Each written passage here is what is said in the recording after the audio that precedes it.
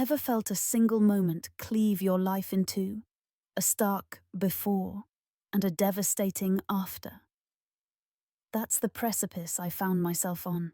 A precipice from which there was no retreat, only the fall. Picture this: the air thick with unspoken desires, my resolve already surrendering, garments whispering to the floor. In that moment, a stark realization dawned. This was a point of no return. No intoxication clouding my judgment, no substance dulling my senses, not even fear holding me captive. Just anticipation. My heart thundered, lips slightly parted, every inch of my skin alive with a fiery awareness. As Calvin, my dearest friend's father, sank to his knees behind me, his voice a low, husky tremor, "Let me cherish you," echoed in the charged silence. He was a man twice my years, once a husband, now a widower. My memories of him stretched back to my teenage years, the comforting figure grilling burgers at sleepovers, the reassuring presence treating us to pizzas as we navigated the turbulent waters of high school drama. But this night, cocooned within the masculine scent of his study, the door securely locked, the room heavy with his signature cologne, he didn't touch me as his daughter's confidant. Oh no. He touched me as if I were his. And in that electrifying instant, as his lips traced a delicate path along the inside of my thigh, a silent vow was broken, a line indelibly crossed. Little did I know, this favor, this intoxicating secret, would simultaneously become the catalyst for an upheaval in my life, and the very thing that would shred my soul. Before I delve deeper into this tangled web, a heartfelt thank you to each and every one of you who's hit that subscribe button. Your support truly is immeasurable. And for all you wonderful new faces and returning viewers who haven't yet joined our community, what are you waiting for? That single click? It's the lifeblood of this channel, the energy that keeps these narratives flowing. Your likes, your shares, your insightful comments, they mean the world. So please don't be shy. Share your reflections in the comment section below. Let's cultivate this incredible community together. Now, let's rewind to how I found myself in such a compromising position. Vulnerable in the home of a man I never dreamed I'd betray my own best friend with. My name is Kimberly. This all unfolded when I was 23. I was adrift after the dream of nursing school had capsized under the weight of tuition, relentless bills, and the soul-crushing pressure to project an image of having it all figured out.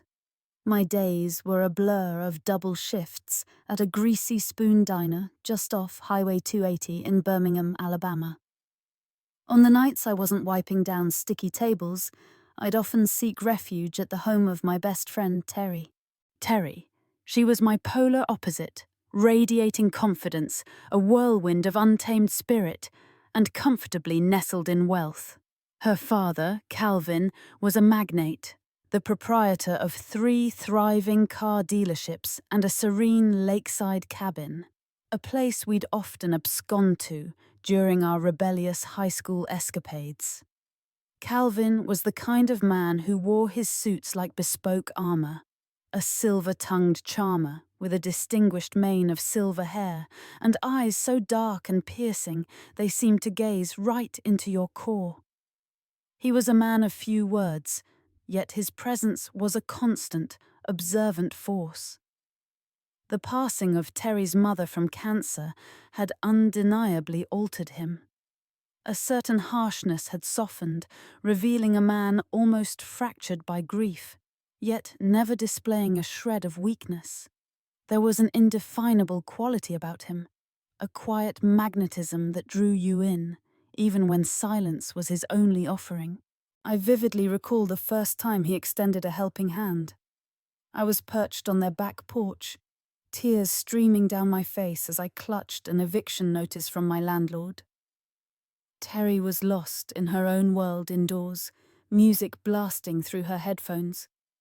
Calvin emerged with a beer, his gaze falling upon my tear-streaked face, and he simply settled beside me. "You're adrift, Kimberly," he'd stated, not unkindly. "Let me toss you a lifeline." He settled my rent for that month. The following month, he presented me with a pre-owned car from one of his dealerships, and then he facilitated a move to a more respectable position as a receptionist at his main office. That was the genesis of the favor. But favors from men like Calvin, well, they rarely come without a certain simmering undercurrent. One evening, long after the office had emptied, I was in his study, poring over some documents, when my pen slipped from my grasp. As I bent to retrieve it, a simple, innocent movement, I straightened to find him standing impossibly close behind me, his breath a warm whisper against the nape of my neck. "You are exquisite, Kimberly," he murmured. I froze, every nerve ending tingling. It was the first utterance of its kind from him. Glancing over my shoulder, I found his hand already resting gently on my waist. Every instinct screamed for me to protest, to create distance. Instead, a contrary impulse took hold. I leaned back, ever so slightly, into his presence. I allowed it. I let him disarm me, both literally and figuratively. I let him unveil me. I let him explore parts of me that had remained untouched, unapproached for years. And, in that clandestine moment, I permitted myself to feel exquisitely alive. So undeniably, wonderfully alive. That night, as his kisses explored the tender skin of my inner thighs, it felt as though he was drawing out every last vestige of shame from my very being. I knew, with a certainty that resonated deep in my bones, that an irreversible shift had occurred between us. But a chilling premonition also surfaced. Something dark, something perilous was on the horizon, something that would force me to confront whether I had ever truly possessed any control at all. I wish I could tell you that was an isolated incident. That one night of profound weakness concluded with quiet remorse, and I simply walked away, unscathed. But the truth, raw and unvarnished, is that I found myself drawn back into his orbit, into his arms, time and time again. The next morning, Calvin's text landed like a directive. "Lake House, just us." No room for questions, no hint of apology, simply an expectation I felt compelled to meet, as if under a spell. Keys were discreetly waiting for me at a side entrance. A room awaited, adorned with crisp white linens, a plush robe that seemed tailored to my form. And when his touch found me again, this time in the unforgiving light of day, the encounter felt even more charged, more dangerous. What began as one illicit, stolen night soon blossomed into a pattern of clandestine weekend escapes. Money flowed into my account. My student loans were mysteriously settled, and my wardrobe was suddenly filled with new clothes, elegant shoes, and intoxicating perfumes. He showered me with a lifestyle I could only have dreamed of, and in return, I offered him the entirety of myself, body and, I mistakenly thought, soul. Terry remained blissfully unaware. She genuinely believed her father was merely being benevolent, helping me regain my footing. She'd even jest, remarking how I was like a second daughter to him. If only she had an inkling that her father had committed the very essence of my skin to memory. Initially, the clandestine nature of it all was undeniably thrilling. The inherent risk, the elaborate web of lies, the gnawing guilt. I wore them all like a second skin, a dark perfume. Calvin would whisper that I was extraordinary, that I had breathed life back into him after the devastating loss of his wife, that I made him feel like a man again, not just a grieving father. And I, desperate for affirmation, chose to believe him. I needed to believe him. But gradually, a subtle shift began. He became more possessive, his control tightening like a vice. He'd inquire about my texts, my whereabouts. He began to express displeasure at my closeness with Terry. "Keep a little distance from her," he'd murmured one night, fingers gently stroking my hair as we lay in bed. "She's starting to ask too many questions." I'd laughed it off then, dismissing it as paranoia. But then Terry confronted me, her brow furrowed with concern. "Why have you stopped coming over for our girls' nights, Kim? You've been acting distant, like you're hiding something. Are you seeing someone?" I wove a tapestry of lies, claiming I was consumed by my studies and work, perpetually exhausted, with no time for romantic entanglements. She'd laughed, embracing me warmly. "You'd better not be secretly seeing my dad or something," she joked. My heart practically seized in my chest. The casual accuracy of her joke sent a wave of nausea, thick with guilt, surging up my throat. That very night, I broached the subject with Calvin, suggesting we needed to decelerate. His gaze turned frigid. "After all I've done for you, Kimberly? After everything I've given you?" His voice was a low, velvet-sheathed blade, each word carrying an unspoken threat. Reaching into his pocket, he produced a dazzling diamond bracelet, fastening it onto my wrist. "You don't just walk away from me, Kimberly." And I didn't. I stayed, even as my soul screamed for me to flee. Then came the evening when the fragile facade nearly shattered. Terry invited me for dinner, just the three of us. Weeks had passed since I'd last seen her. Calvin had advised against it, but I knew further avoidance would only amplify her suspicions. I entered their home, a bundle of nerves, my lips trembling. And there he was, Calvin, presiding at the head of the table, an impeccable host, treating me as though I were just another dinner guest. But beneath the sanctuary of the tablecloth, his foot began a surreptitious ascent up my leg. His gaze locked with mine as he poured wine into Terry's glass. All the while his toes were sending shivers of forbidden sensation along the inside of my thigh. I nearly fumbled my fork. Terry, oblivious, chattered animatedly about some new acquaintance from work, her laughter filling the room, utterly unaware of the tremor coursing through me.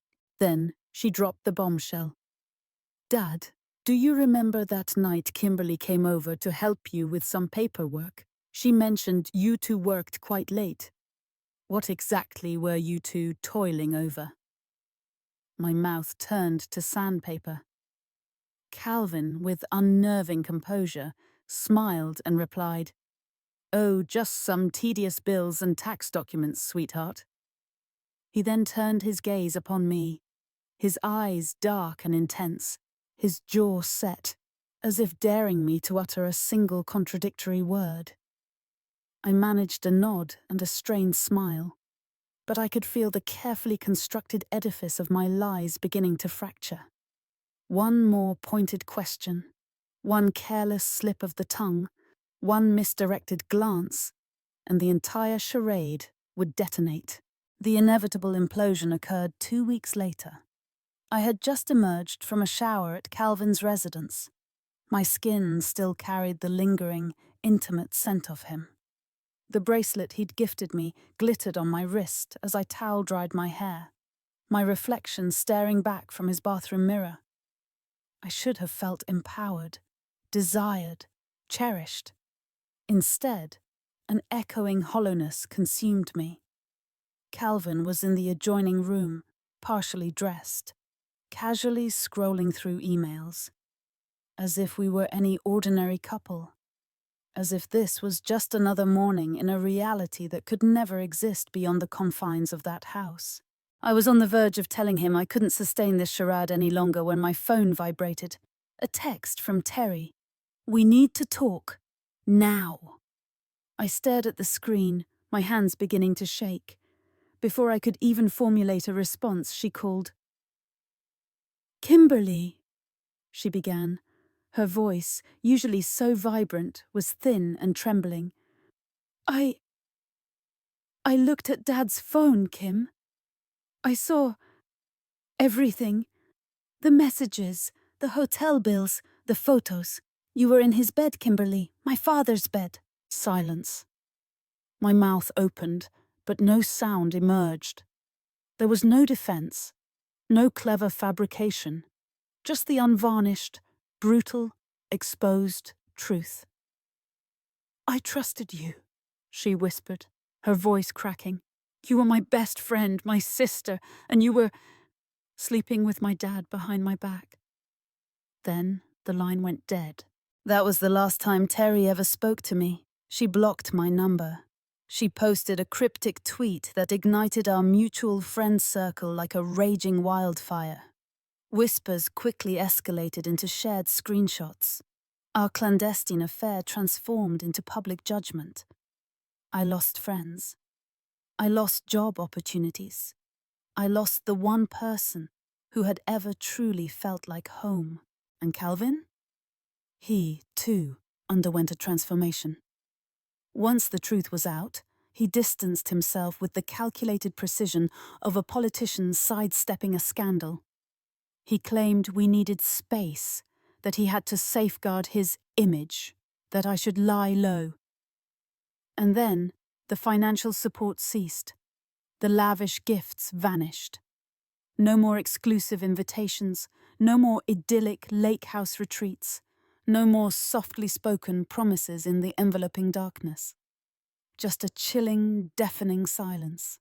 He had used me, yes, and I had permitted it.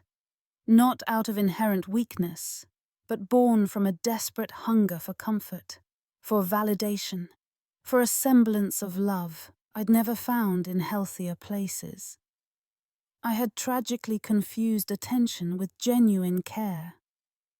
I had mistaken raw lust for deep affection, and by the time I could discern the stark difference, the damage was irreparable. I hit rock bottom a month later, back at the diner, back to relying on meager tips. No degree, no best friend, no man. Just an overwhelming shroud of shame. But somewhere in that desolate landscape, a spark ignited. That crushing shame? I began to alchemize it into fuel. I re-enrolled in school, determined to pay every single dime myself. I sought therapy. I embarked on a journey of healing. I started to share my story, not as a lament of victimhood, but as the testimony of a woman who'd learned, through the harshest of lessons, that some favors exact a price far steeper than initially apparent. I never entirely blamed Calvin. He was fundamentally who he was. But I did, and still do, blame myself for remaining when every fiber of my being urged me to leave. For choosing silence when I should have found my voice. For betraying a sacred sisterhood for the fleeting touch of a man who, ultimately, never saw me as anything more than a temporary escape from his own profound grief. So, here's what I've distilled from the wreckage. If someone offers you a clandestine rescue, scrutinize their intentions. Ensure it's not your very soul they're bartering for. If someone lavishes you with everything material but demands your silence in return, ask yourself what you're truly sacrificing. And never, ever betray the one person who would have championed you through any storm. Because the ephemeral price of lust pales in comparison to the enduring cost of losing your authentic self. Thank you, from the bottom of my heart, for listening. Now, it's your turn. I genuinely want to hear your perspectives. Drop a comment below. Share your thoughts. Was I mistaken from the very beginning? Do you believe Calvin was orchestrating this with full awareness? Let's open up a dialogue in the comments.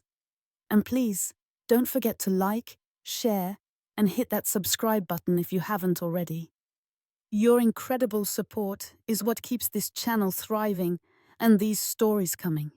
Until next time, take care and stay true to yourselves. Thank you for listening. Please share your thoughts, like this video if you found it helpful, and subscribe for more.